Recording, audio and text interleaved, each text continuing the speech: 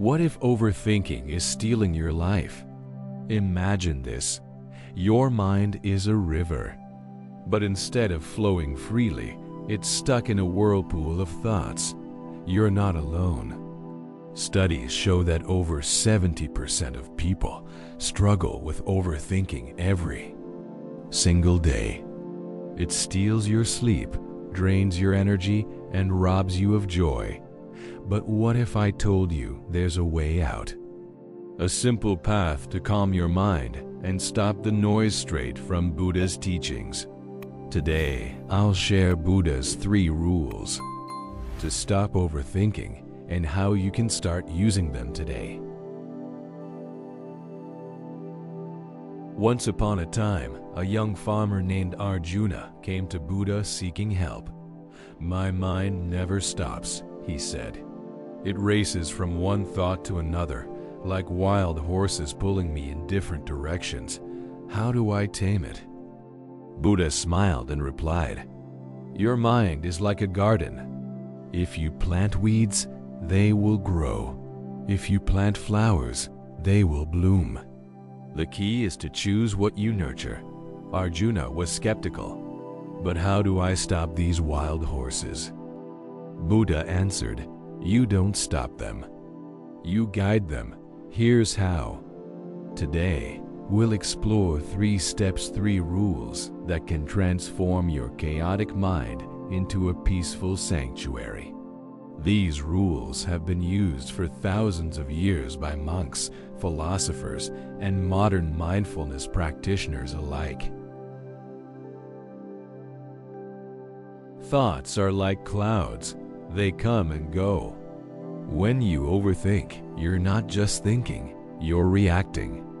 You criticize yourself, replay mistakes, or imagine worst-case scenarios.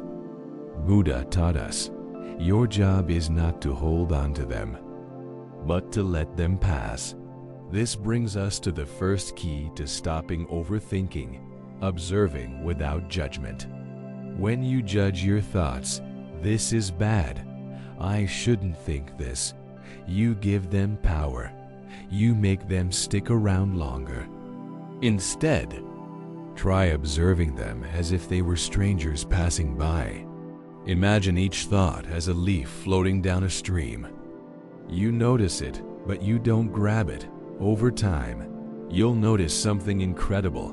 The quieter your mind becomes, the clearer your life becomes. You'll start to see patterns in your thinking. You'll realize that most of your overthinking is just noise, useless chatter that doesn't serve you. Here's how to practice. Step 1. Sit quietly for 2 minutes. Find a comfortable position, close your eyes, and simply watch your thoughts like clouds drifting across the sky. Don't judge them, just observe. If a stressful thought appears, whisper to it gently, "Thank you for visiting, but I don't need you now." Step 2. If sitting still feels challenging, try this variation. Take a mindful walk in nature.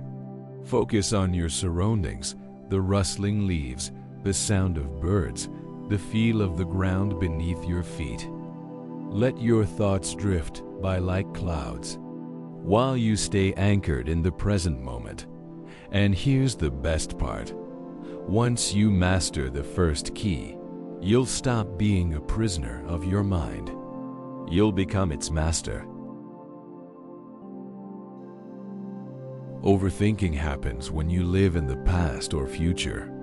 Buddha said, "The only moment you truly have is now." When you anchor yourself in the present, overthinking loses its power. Think about it. Most of your overthinking revolves around 2 things. First, regret about the past. Second, anxiety about the future. But here's the truth. The past is gone. You can't change it. The future hasn't happened yet. All you have is this moment. Modern science backs this up. Studies show that people who practice mindfulness, focusing on the present moment, are happier, healthier, and more resilient. they experience less stress and anxiety. Why? Because they're not wasting energy on things they can't control. Take the story of Emma, a young entrepreneur who was overwhelmed by her own thoughts. Every night, she would lie awake, thinking about all the things that could go wrong in her business. But then she discovered the second key to stopping overthinking: focus on the present moment. She started journaling her thoughts every evening, treating them like clouds passing by. Over time, she noticed her mind became calmer, and her decisions became clearer. Today, Emma runs a successful company and credits mindfulness for her success. Here's how to practice. Step 1. Use the 5-4-3-2-1 technique to bring yourself back to the present moment. This simple yet powerful tool helps you ground yourself when your mind starts racing. Here's how it works. Find 5 things you can see. Look around you. Notice the details: the glow of sunlight through the window, the texture of your desk, or the pattern on your shirt. 4 things you can touch. Feel the smoothness of your phone, the warmth of your coffee mug, or the softness of your blanket. 3 things you can hear. Listen to the hum of the air conditioner, the chirping of birds outside, or the sound of your own breathing. 2 things you can smell.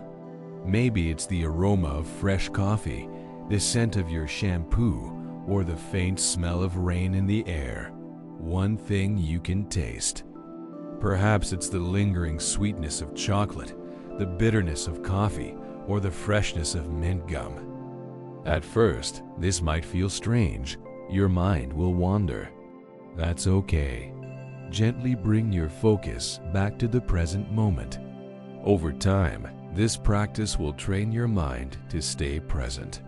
When you master the second key, you'll discover something amazing. Peace isn't somewhere far away, it's right here, in this moment. You'll stop chasing happiness in the future and start finding it in the now. The more you try to control your thoughts, the stronger they become. Buddha taught, holding on to anger or overthinking is like drinking poison and expecting the other person to die. Letting go doesn't mean giving up. It means accepting what you cannot change. Let's dive deeper into this. Overthinking is often a form of control. You think, if I plan everything perfectly, nothing bad will happen. But life doesn't work that way. No matter how much you plan, uncertainty always exists. Trying to control everything only creates more stress. Instead, practice letting go. Every time you feel overwhelmed, ask yourself, can I change this situation right now? If yes, take action. If no, let it go. Repeat this mantra: I release what I cannot control.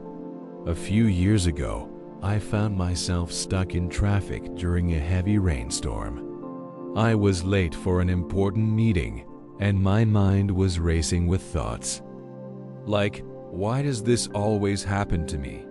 Then I remembered rule number 3, let go of control.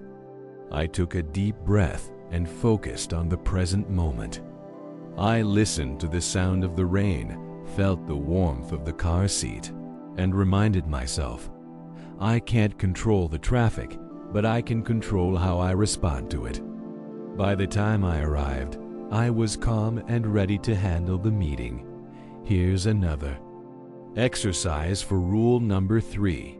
Write down 3 things you're holding on to right now, whether it's a grudge, a fear, or a worry.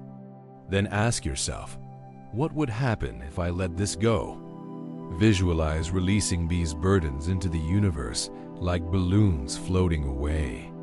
Feel the weight lifting off your shoulders, Research shows that letting go of control reduces cortisol levels, the stress hormone, and increases serotonin, the happiness hormone. In other words, letting go literally makes you happier and healthier. Letting go frees your mind from unnecessary burdens. It allows space for clarity, creativity, and peace to enter your life. And the more you practice this, the easier it becomes. When Arjuna practiced these 3 rules, he noticed a profound shift. His mind became calmer, his decisions became clearer, and his life became lighter. These rules are simple but not easy. They require patience and practice. Start small. Try one rule today, then another tomorrow. Over time, you'll notice overthinking no longer controls you. You control it. Here's the secret. Mindfulness is a skill. Like any skill, it takes time to develop, but the rewards are worth it. You'll stop wasting energy on useless thoughts. You'll start living fully in the present moment, and you'll discover a deep sense of peace that no external circumstances can take away. Studies show that gratitude rewires your brain to focus on the positive. Every morning, write down 3 things you're grateful for. They don't have to be big things. Even small moments, like a warm cup of coffee or a kind word from a friend, count. Over time, this practice will shift your mindset from lack to abundance. Now it's your turn. Which of these 3 rules resonates with you the most? Will you try observing your thoughts without judgment or focusing on the present moment? Share in the comments below. I'd love to hear your story. Remember, your mind is a tool. Use it wisely. And as Buddha said, peace comes from within. Do not seek it without.